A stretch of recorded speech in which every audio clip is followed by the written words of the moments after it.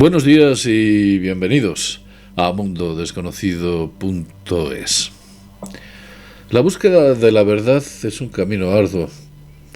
La verdad se esquiva, se esconde. A veces es enmascarada y en muchas ocasiones es casi indetectable. Muchos de nosotros, y seguramente que vosotros, os estáis preguntando si ha habido anteriores reset en estas humanidades, si somos los primeros. Sé que hay teorías que hablan de continentes perdidos, como la Atlántida, Lemuria.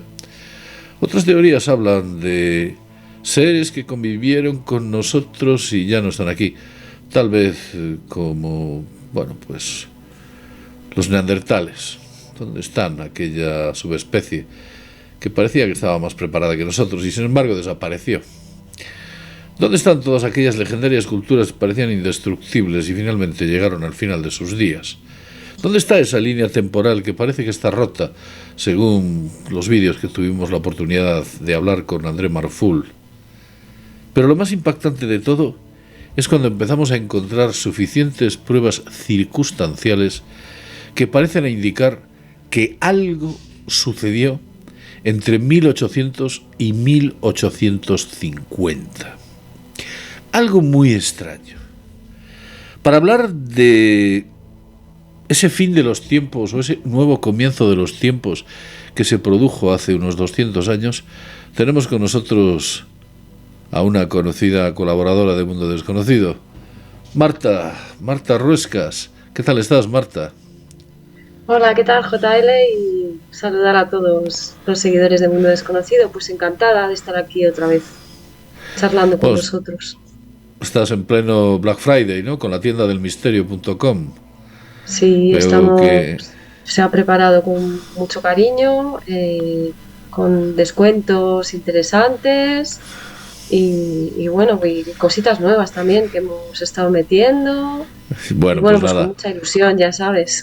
Les invito a todos vosotros que entréis en la tienda del misterio.com. Voy a hacer este pequeño comentario porque Marta se lo merece, la verdad, y tiene una tienda alucinante. Pues yo agradezco mucho tus palabras, JL, y por supuesto está todo el mundo invitado a entrar y ver pues todas las cosas originales que tenemos para hacer regalos un poquito diferentes también, un poco más, con más sentido y más significado. Pues vamos a centrarnos en el tema que nos trae aquí. Estamos hablando de que hemos encontrado cosas y pruebas con una cierta solidez que parecen indicar que concretamente allá por el siglo XIX, el primer cuarto del siglo XIX, algo ocurrió, ¿verdad? La verdad es que son cosas muy curiosas que han ido un poco despertando mi atención a lo largo del tiempo, y que cuando te pones a indagar en ellas te das cuenta de que no las versiones oficiales no dan respuesta a numerosos enigmas que surgen simplemente con la observación, que es lo que yo siempre digo a la gente, ¿no? Lo importante es ser observador y tener curiosidad. Eso es lo que hace que llegues si no a la verdad, por lo menos a bastantes respuestas. Verás, hay algo que me he dado cuenta, y es que en el siglo XIX, concretamente en 1800, la población del planeta Tierra era de 1.000 millones de habitantes. 1.000 millones. 224 años después, somos 8.000 millones de habitantes. O sea, quiero decir, esto es muy extraño, porque si vemos la curva es prácticamente plana en los últimos 2.000 años, pero de repente en 200 y pico años, prácticamente se vuelve vertical. Pero no solo en eso. Se vuelve vertical en la tecnología. Sí. Se vuelve vertical, quiero decir, hasta 1800 como que no hubiera tecnología, y después se dispara todo lo que es el proceso tecnológico. Hemos podido también ver cómo incluso la cultura, la ciencia le ocurre lo mismo, a la medicina le ocurre lo mismo. Hay 2000 años de parón, ¡bumba! Y de repente se dispara allá en el siglo XIX, concretamente en torno a esas fechas. Estas cifras las hemos ido sacando, las hemos ido extrayendo y hemos podido verlas y nos ha sorprendido. Claro, Yo sé que algunas personas pueden llegar a decir, bueno, vamos a ver, se inventa la máquina de vapor por Papenny-Watt y se utilizan los procesos industriales, lo que hace que haya una mayor prosperidad. Vamos a ver, la máquina de vapor, si es cierto que la inventa Papenny-Watt, pero ya existían máquinas de vapor en la época de la antigua Grecia. Quiero decir, no es nuevo. ¿Sabéis lo que había en la época de la antigua Grecia hace más de 2000 años? Había tecnología de presión, de minería, de agua. Había invenciones tales como puedan ser los tornillos, el tornillo de Arquímedes. Había, por supuesto, calles que alguno dirá, bueno, eso no es tecnología. Eso es tecnología. Por supuesto, había también, como por ejemplo, engranajes. Y tenemos ahí la máquina de antiquitera con una precisión absoluta. Sistemas de calibre, armaduras. Había grúas que se inventan en la antigua Grecia. Había sistemas de escape, cerraduras de tambor. Había engranajes, como he dicho antes, plomería. Había las llamadas escaleras de caracol, que es una técnica muy curiosa, ¿eh? No creas que requiere una tecnología bastante peculiar. Planificaciones urbanas, una arquitectura alucinante, con unas capacidades sobresalientes. Si tenían duchas, puertas que se cerraban con presión del agua. Había un templo que calentaban agua y lo que hacía era unos sistemas hidráulicos abrían o cerraban las puertas. Bueno, esclusas, canales, faros, ruedas de agua, había despertadores, en la antigua Grecia estoy diciendo, había cuentakilómetros, transmisiones por cadena, cañones, ellos tenían cañones. Conocían el principio de acción y reacción, las palancas, lo conocían absolutamente todo, el molino de agua, el barco de 3 mástiles, los cárdanes, fijaos los cárdanes que montan algunas, bueno, por ejemplo, toda la transmisión que pueda tener los grandes camiones o algunas motocicletas, incluso algún vehículo que no sea este, llevan cárdanes para poder transmitir mejor el impulso de la energía, aparejos, diques, bombas de aire, bombas de agua, tenían todo eso hace 2000 años. Marta, de repente hay un parón de 1800 años, como que hubiera un vacío increíble, para que de repente en otros 250 años lleguemos a la Luna, o según ellos, hemos llegado a la Luna y hemos incluso atravesado el cinturón de Kuiper. O sea, es que, quiero decir, aquí ha pasado algo. La población se detuvo, tampoco creció. Es inusitado. Además, tú has encontrado datos interesantísimos con respecto incluso a en las ciudades, ¿no? Sí, la verdad es que hay, aparte que te doy la razón en todo lo que comentas, que son anomalías muy considerables, y no tenemos más que ver incluso algunas edificaciones que supuestamente hemos hecho en nuestra civilización actual, y ves la tecnología que supuestamente nos dice la historia oficial y dices, ¿cómo pudieron levantar el Arco del Triunfo de París, por ejemplo? O edificaciones gigantescas como las catedrales o el Museo del Louvre o tantas otras cosas. No, es que no tiene mucho sentido. Más que las calles estaban llenas de lodo. Si es que no podían ni avanzar con carros de caballos. Aquello no tiene mucho sentido. Pero bueno, aparte de eso, que daría, bueno, para hablar mucho más, y creo que has hablado en alguna ocasión, yo lo que empiezo a observar es una anomalía en el subsuelo de las ciudades muy considerable. Y es algo que no se da mucha importancia, pero que si lo analizas no volvemos a encontrarnos con sinsentidos, ¿no? Que nos da la versión oficial, como por ejemplo son las catacumbas de París. En las catacumbas de París tenemos la ingente cifra de 6 millones, más de 6 millones de cadáveres, en huesos. O sea, es que eso... claro, lo primero que dices, bueno, puedes pensar, si alguien no se para a reflexionar, dices, bueno, es que son muchos años, tal, pero si te paras a reflexionar y nos dan una datación de que aproximadamente para el año 1784 o así, ya eran cadáveres de 1000 años para atrás, ya empieza a chirriar los datos, porque París no tenía... París 1000 años antes tenía 20.000 o 30.000 personas. Pero es que luego, bueno, aparte sí, sucedió lo de la peste negra, te podrían decir la peste negra y demás, que pudo provocar muertos, pero haciendo cálculos no creo que pasara de las 30.000 personas o 40.000 personas. Si tenemos en cuenta que en el siglo XVIII a finales había 600.000 personas en París, a mí me sigue sin cuadrar cómo puede haber 6 millones de fallecidos ahí dentro. Además tengo Ni entendido siquiera... que porque tú has estado emprendiendo una investigación pensando que los muertos obedecían a un tiempo a un periodo muy dilatado de tiempo, pero resulta que no es así, ¿no? Claro, es que ahí está el enigma, ¿no? Porque si ya analizas los datos que acabo de dar y alguien se molesta en investigar, ya es muy difícil, o sea, ni siquiera la población de París se alcanzó nunca esas cifras. Por mucho de que digan que son reubicaciones de cementerios, por mucho que digan que son por cuestiones sanitarias se trasladaron a otros cementerios, nunca excedió la población tanta gente a lo largo de la historia de París.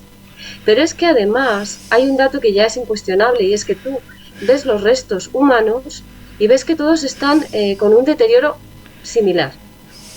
Eso, científicamente, es imposible.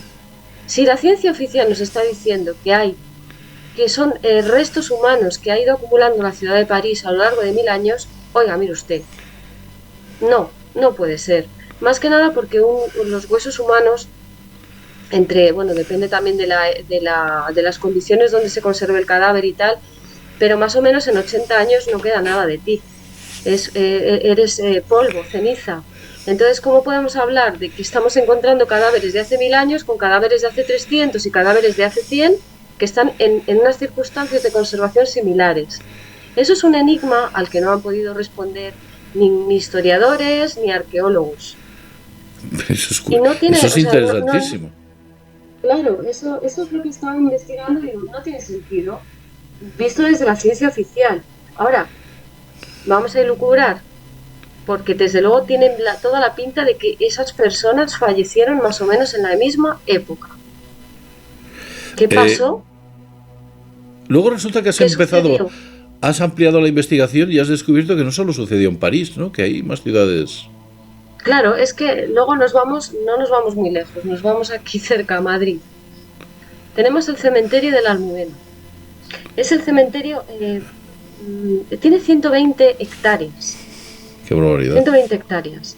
Es el cementerio más grande de toda la Europa occidental.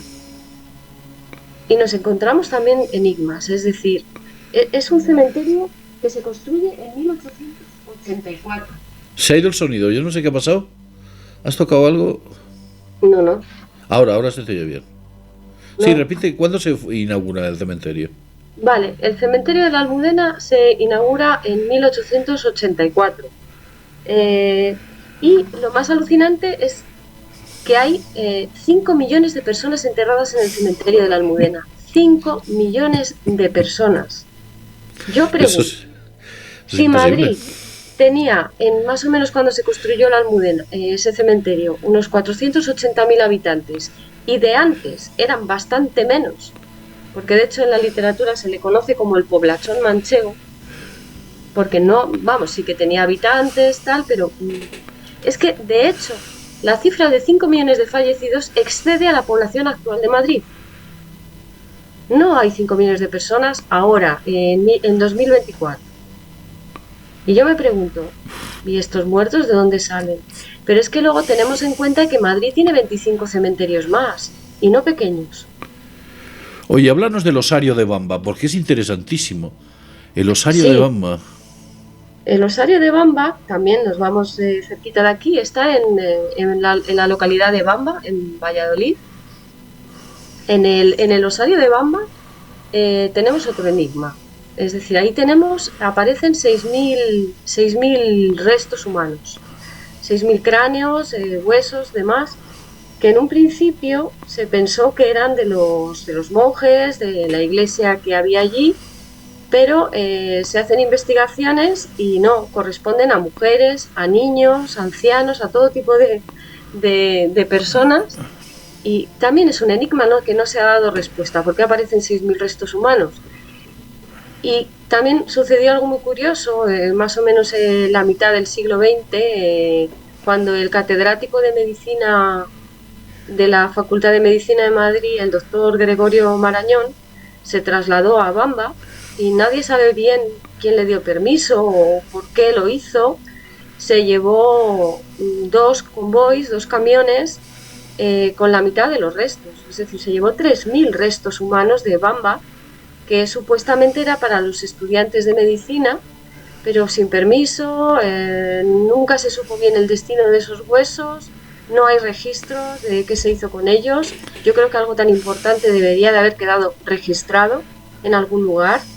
O sea, me parece bastante Yo normal. recuerdo, y perdona que te corte, recuerdo al vigilante de Bamba, el que está allí, el señor que está allí explicando y enseñándolo, que dijo que se llevó 2 trailers hasta arriba de huesos, bueno, pues para investigación. No, nadie llegó a saber qué tipo de investigación, ni dónde se llevaron, ni nada. Y dejó, bueno, pues ahí en Bamba unos cuantos. Pues una buena sí, cantidad. es la Pero investigación la que hice yo. cantidad que se llevó de 3.000 huesos, más o menos. pues ya ves Bamba, que es un pueblecito ahora mismo, que mal andará para tener 200 o 300 habitantes. Es un pueblo muy chiquitito, nunca ha tenido tampoco una población muy grande, porque he hecho un poco de rastreo histórico y tampoco cuadra esa cantidad enorme de fallecidos, ni por qué. También tienen todos más o menos como fallecidos en la misma época, porque tienen el mismo deterioro. ¿Y por qué se llevó ese señor la mitad del osario? Había 6.000, ahora hay 3.000. Y nunca se devolvieron al pueblo los restos. No sabemos bien qué pasó. Vamos a ver, entonces, tenemos un escenario muy peculiar. En primer lugar, técnicamente hablando, los griegos tenían prácticamente la misma tecnología, un poco más atrasada que la que se empieza a desarrollar en la revolución industrial. sí. Estamos hablando de la máquina de vapor. Vale, es verdad que la revolución industrial, a finales del siglo XIX, se desarrolla el motor de explosión interna, el motor Otto, pero digamos que es una evolución de los antiguos sistemas de presión y de vapor desarrollados por los griegos, que posteriormente es adaptado a principios del siglo XIX por la llamada revolución industrial, donde se crean las primeras fábricas aprovechando la fuerza del vapor. ¿Qué ha pasado concretamente entre el año 0 y el año 1800? ¿Qué ha pasado? ¿Qué tenemos? ¿Unas catedrales? ¿Unos edificios magnos? Porque los edificios que dejaron son sorprendentemente magnos. Además, no los tiraban ni los terremotos. Yo no sé cómo demonios los hacían, porque creo que incluso en la guerra alguno que ha sido medio destruido ha sido por los aviones o por la aviación, que ha habido en algún momento un bombardeo o algún tipo de tal, pero es que ni los elementos geológicos los tiraban. Era increíble. Es como que el efecto del tiempo no estuviera con ellos. Una cosa interesantísima que nos dijo André Marful cuando estuvo aquí con todos nosotros es que no hubo renacimiento, que lo que nosotros llamamos renacimiento es una continuidad o un continuismo de los edificios griegos en evolución, que hubo otras ramas que se dedicaron a otro tipo de construcción y así sucesivamente. Además, hubo otra cosa curiosa. Tú has estado en París. ¿Quién construye la Torre Eiffel? Ese increíble monumento que es una auténtica joya técnica, porque todo el mundo dice es Eiffel el que lo construye, ¿no? Pero ¿quién está detrás de Eiffel? Claro, era un grupo de iniciados, donde tienen esa técnica para construir ese determinado edificio. ¿Se llamaban Los Perfectos, puede ser?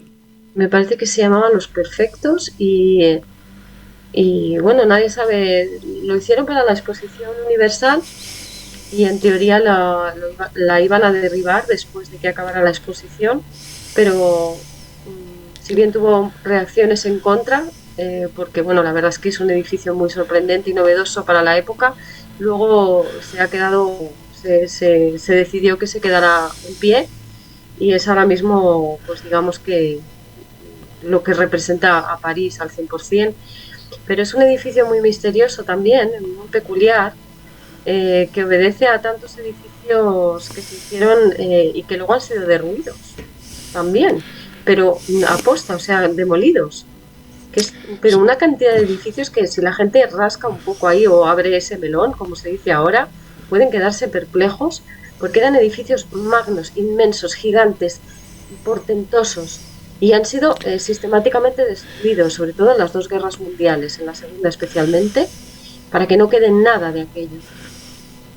Y además De una técnica sorprendente que teníamos de hacer unos edificios además con bastante armonía con respecto a la frialdad que se hace ahora, cuando empieza todo aquello en el siglo XX, el brutalismo y demás. Estos edificios que son, a mi gusto, terriblemente feos. Sí, se sustituye la piedra y el acero por el hormigón. Y ahora lo que se empiezan a construir, de hecho las grandes dictaduras son caracterizadas porque sus obras magnas, monstruosas, son gigantescos bloques de hormigón. Eran edificios muy fríos, hormigonaco, hay toneladas y toneladas a aburrir, y pierden toda la magia, toda la espiritualidad y todo aquel saber que había.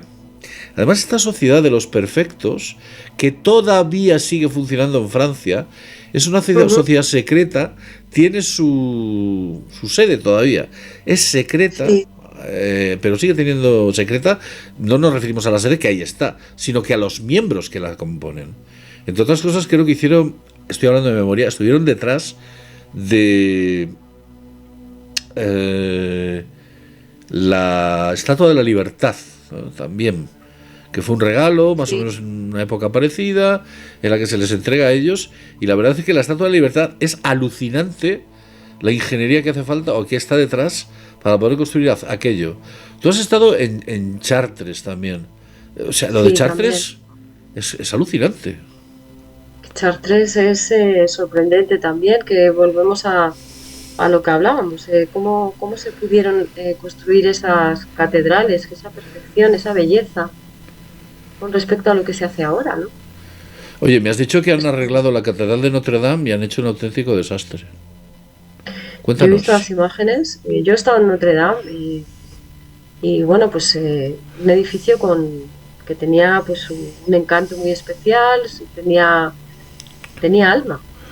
Pues lo que han hecho ahora es quitarle el alma a ese edificio, no tiene ya nada. Parece que estás en una iglesia que acaban de construir hace 5 años, paredes blancas, sin nada, todo terrible, vamos, feísima. Yo lo siento decirlo, pero es que me parece horrorosa. Porque yo he visto Notre Dame como era. Bueno, eso es, digamos que lo que nos trae ahora los nuevos tiempos es un estilo artístico incomprensible que empieza a nacer en una época en la que el cubismo, los tonos abstractos, ese arte que algunos denominan payasístico, pasa de estar en un lienzo a estar en una estatua y finalmente alcanza los grandes monumentos. Es como una especie de, pues no sé, mancha de grasa que se extiende y va acaparándolo todo. Aparte que detrás hay unas manos que le gusta destruir esa belleza utilizando, poniendo esos elementos payasísticos para que no tengamos la percepción y tengamos ese sentimiento de belleza que exhalaba esas grandes obras magnas. Yo veo que hay una deliberada intención de conectarnos con lo sublime, con lo espiritual y lo sublime. Hay una deliberadísima intención en hacer edificios y entornos cada vez más hostiles para el ser humano. Esto daría para otro programa, pero yo lo veo así. Sí. No. Yo estoy convencido porque además, hemos visto edificios gubernamentales. Yo ahora mismo, por ejemplo, si tenéis la oportunidad de ver la Junta de Castilla y León, que estaba situada en un castillo, ha pasado un castillo que se remodeló, pues posteriormente se hicieron unas instalaciones nuevas, están en Valladolid, y si las miras de lejos parece una central nuclear, una cosa. Sí, tiene incluso, no sé, le falta la chimenea de la evaporación de los evaporadores o de los refrigeradores, quiero decir, y luego la chimenea esta alta que utilizan para el vapor de agua. Bueno, vamos a ver, Marta, vamos a centrarnos en todo lo que nos trae aquí. ¿Con qué teoría nos quedamos? ¿Hubo un reset?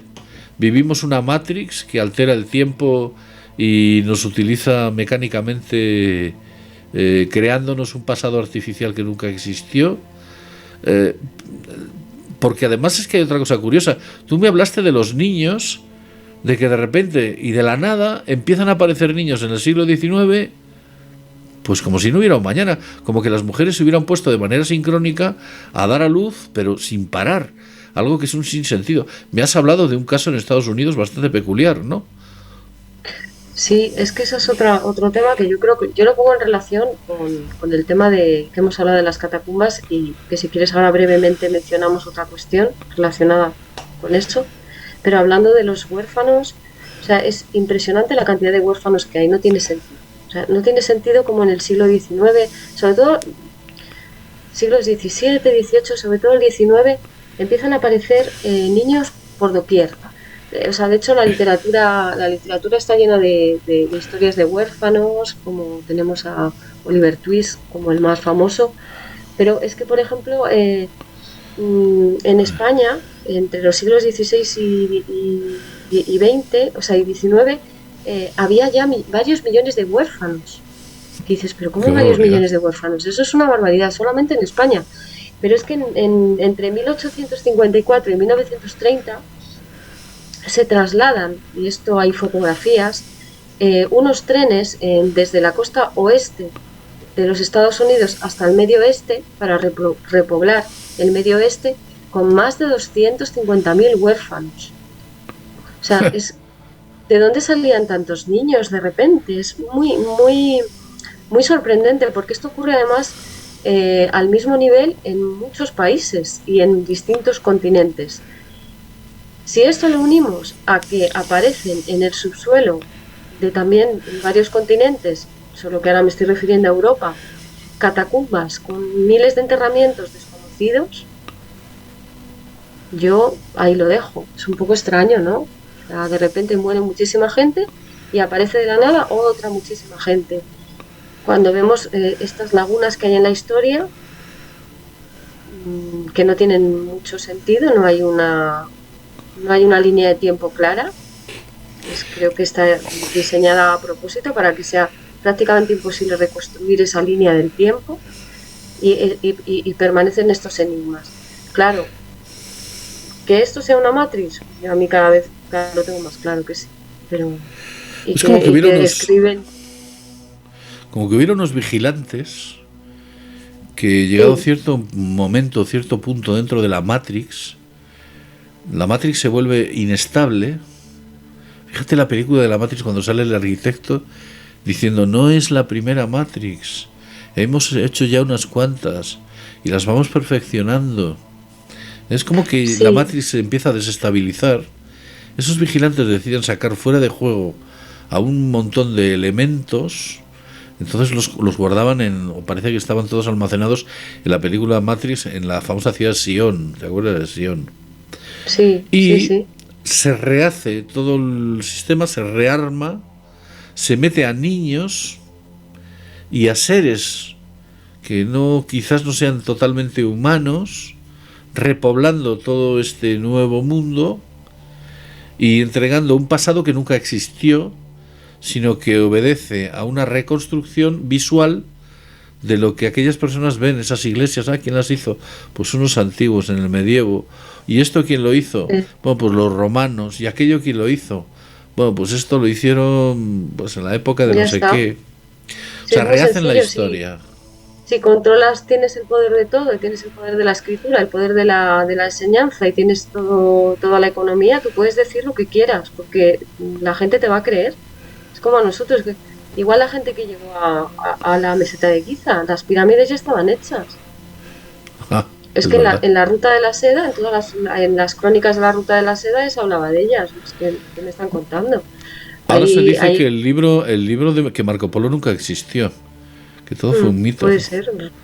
Yo ya, llegado a este punto, la verdad que considero que que digamos que tergiversan la verdad. Y luego es que nos lo dicen a la cara. Si no podemos analizar la novela, que también está hecha en serie, del problema de los 3 cuerpos, donde se está haciendo un reseteo constante. Sí, fíjate qué curioso, la novela dice que la realidad que vemos es parcialmente real, pero está controlada por la Matrix y estamos, digamos, como inmersos dentro de una subjetividad que no es palpable, no es real, no existe, pero nosotros pensamos que sí que existe, porque esa Matrix nos incoa a pensar que efectivamente esto que tenemos aquí pues son unos cascos de no sé qué, esto es una calculadora, o sea, y nos lleva a pensar que estas cosas son así y funcionan, pero en realidad lo que obedecería sería alguna especie de sistema de inteligencia artificial muy avanzado, que yo en esta realidad solapada cogiese algo dentro de esta realidad que fuese esto y que me permitiese hacer cálculos matemáticos, cuando en realidad lo que estaba viendo es una ilusión dentro de una realidad, de un mundo en el que lo que yo veo, siento, huelo y en general disfruto de todo mi entorno es falso.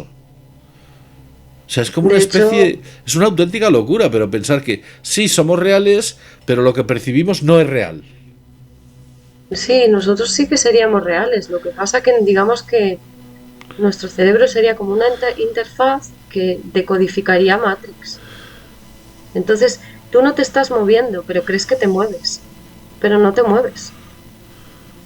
La pregunta es ¿dónde estamos realmente? ¿Es un planeta? ¿Somos un banco de memoria? ¿Somos un banco de memoria? ¿Somos un archivo? ¿Qué somos? Nosotros, programa. Desde luego, somos un programa. Yo sí que creo que tenemos una chispa divina, por lo menos algunos seres humanos, no todos, pero muchos sí. Pero que tienen, digamos, la percepción humana está secuestrada. Está secuestrada por seguramente un software. De hecho, los científicos y los creadores de videojuegos saben que de aquí a 30, 40 años se podrán hacer videojuegos donde tú entres y estés viviendo una realidad tal cual estás viviendo esta. Esto ya se puede hacer. ¿Quién te dice a ti que una civilización que no te saque 1 millón de años de evolución no te lo ha hecho ya? Tampoco me puede decir nadie que no. Tampoco que sí, pero puede ser. Es una realidad que podemos tener en cuenta. Totalmente. Además, bueno, quiero hacer un vídeo más adelante, lo haré, en el que explicaré a la gente cómo ciertos personajes que han tenido acceso, entre comillas, a la Matrix, hablan de que no todo el mundo es real, de que hay personas que parecen reales y no lo son, otros que son clones, otros que se les llama originarios, otros, una serie de subdivisiones que han sido creadas, otros que en ellos viven entidades prácticamente demoníacas. O sea, como que ha sido digamos que fragmentada la figura del ser humano, y lo que vemos son muchos jugadores que parecen humanos pero no lo son. Haré un vídeo más adelante y lo pondré para que la gente lo vea. Bueno, Marta, sí, sería muy interesante. Sí, tengo ya pendiente hacerlo, a ver si la semana que viene, es muy posiblemente que esté ya funcionando ese vídeo. Marta, ha sido un placer tenerte aquí y bueno, pues invitar a todo el mundo a que entre en la tienda del misterio.com y disfrute de esos maravillosos artículos, objetos mágicos que tiene Marta en su tienda. Gracias por echarnos una mano a explicar este tema tan complejo. Muchas gracias a ti, JL, y muchas gracias a todos los seguidores. Y nada, pues que tengáis una feliz semana. Muy bien. Y como siempre decimos, sin más, desde mundodesconocido.es nos vemos en el próximo vídeo programa. Hasta pronto.